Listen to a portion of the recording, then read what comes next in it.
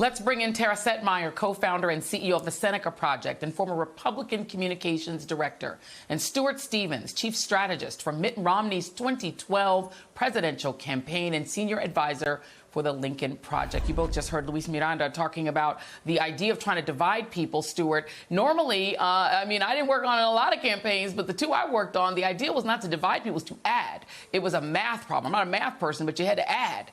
And even in the Republican Party, in Florida, which again has 1.2 million Puerto Ricans that are eligible to vote. It's 5.6% of the population. Rick Scott, the senator who's in a fight for his re-elect, said, oh, no, this joke bomb for a reason. Not funny, not funny, not funny, not true. Maria Salazar, who is a congresswoman, said the racist comment calling Puerto Rico a floating island of garbage. She called it racist. She said it does not reflect GOP values. Okay.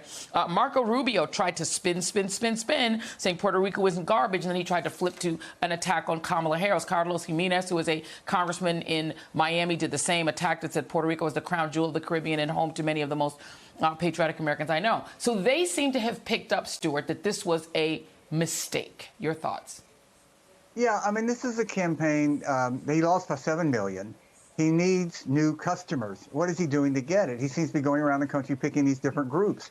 So, to recover from being off message, talking about Arnold Palmer's penis and having military tribunals for judges and political opponents, they decided to stage this Madison Square Garden hate rally. It's like they had a problem with women, so they attacked Taylor Swift. It's just, it's a campaign that is the essence of Trump. And there's no strategy here. It's just all his sort of ego and id. And I think the guy's going to get about 47%, and I think he's going to lose.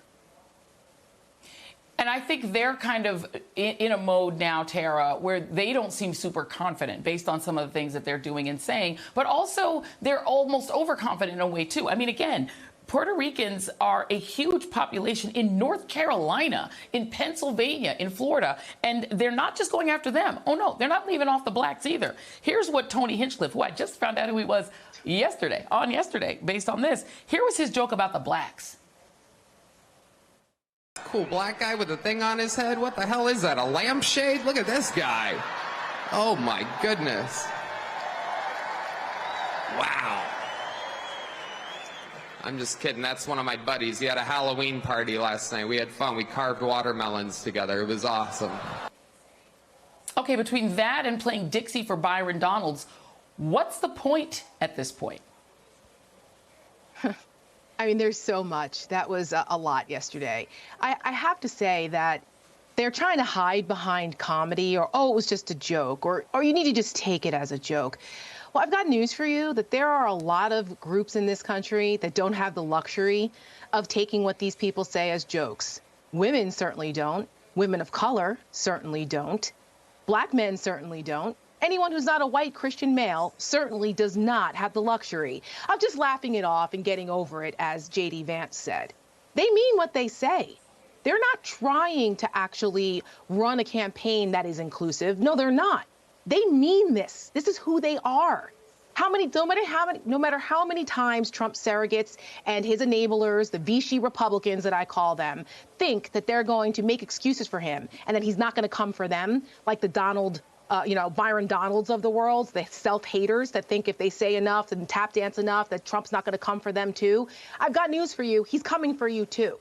They see women as a threat. Authoritarians see women as a threat, as enemies of the state. If we have freedom, that's why they want to restrict our freedoms and subjugate us. This is all part of who they are. They are showing us. And no matter how many times they try to make excuses or laugh it off or hide behind the guise of comedy, it speaks from the heart. Donald Trump means it. And the people he surrounded himself with, this is the closing argument time. These are supposed to be your top surrogates. These are the kinds of people that Donald Trump will surround himself in a new administration if he won, God forbid. So everyone needs to pay attention, especially women. That's why it's so important. That's why we started Seneca Project, to speak to women about what is at stake for us. They're telling us the misogyny, the vile insults against Kamala Harris and women last night is a window into how they plan to govern and what they think of us. Believe them. Yeah. And by the way, to that very point, let's play Thomas Homan, who was the ICE director who was in charge of child separation to the point of they mean it. This was him last night on 60 Minutes saying, oh, yeah, no, we mean it. We're going to deport people, including families. We have seen one estimate that says it would cost $88 billion to deport 1 million people a year. I don't know if that's accurate or not. Is that what American taxpayers should expect? What price do you put on national security? Is that worth it? Is there a way to carry out mass deportation without separating families? Of course there is.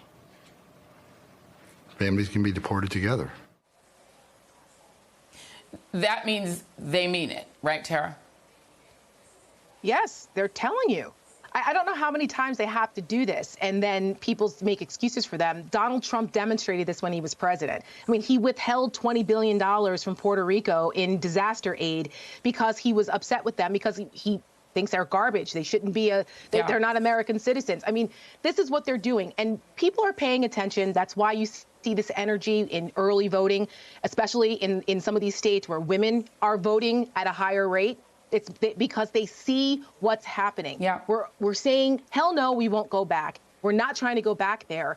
And that's why it's so important that things are covered the way they are, because they are telling us, believe them, and we use our voice as our vote and our power from now until Election Day. It's the only way to stop this. Let me very quickly play Alexandria Ocasio-Cortez and her closing argument about last night's rally. This was a hate rally. Mm-hmm. This was not just a presidential rally. This was also not just a campaign rally. I think it's very important for people to understand that these are mini January 6 rallies.